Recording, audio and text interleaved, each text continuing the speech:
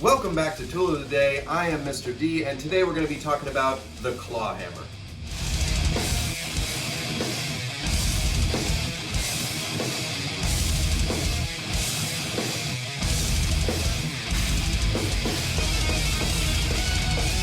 The claw hammer is one of the simplest, most common household tools, but there's lots of different things that you're going to find when you go hammer shopping that make one hammer different from the next. So we're going to take a look at some of those little subtle design differences and help you understand better how the hammer really works.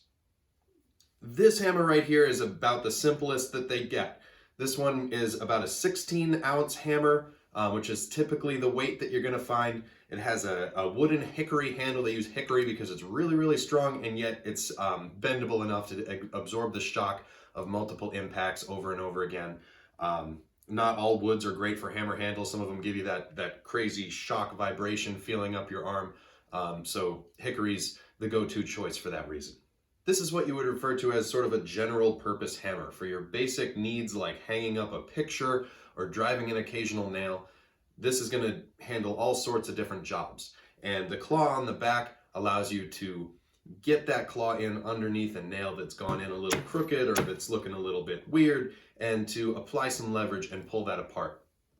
But again, the claw of the hammer does have some different design variations that give you some different abilities there too. When we compare this household claw hammer with a more of a framing style hammer, we start to notice some of the differences. The framing hammer is going to be a little bit longer. Also, the shape of the claw on the back is going to be a little bit straighter, which allows you to get into some trickier spots with the claw to use it to pry things apart when needed. Looking at the head of the hammer, both of these hammers have a smooth face on them. And that's not always the case. Sometimes you see sort of a waffle pattern, which is used for getting a better grip on the thing you're striking. So when you're hitting the surface of the nail, those grippy patterns of hammerheads are designed to not slip off the nail head so easily. Hammerheads are made out of hardened forged steel, which means that they can be kind of brittle. They're meant for striking materials that are softer than them. So striking a nail that's softer than the hammerhead, so the hammerhead's not going to sustain any real damage. But it would be a very bad idea to take two hammerheads and hit them together, because you have hardened steel striking hardened steel. It would be easy for pieces to break off and fly through the air and cause damage, so we don't do that.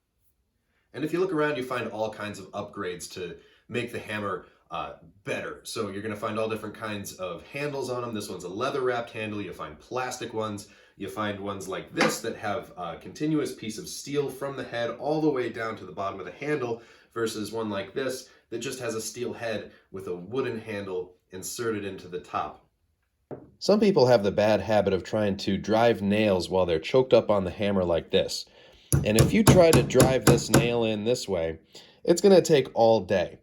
Instead, practice using the hammer with the handle all the way out at the end. You get a lot more power in your swing this way, and the first few times you're going to have to dodge your thumbnails, but once you dial this in, you're going to find that driving a nail like this one should only take a couple of swings.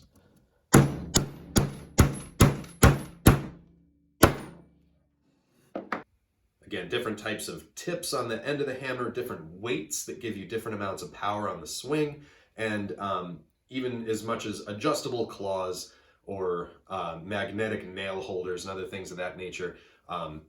You can get pretty much any upgrade that you ever wanted to a hammer, but it definitely will drive the price of the tool up as well.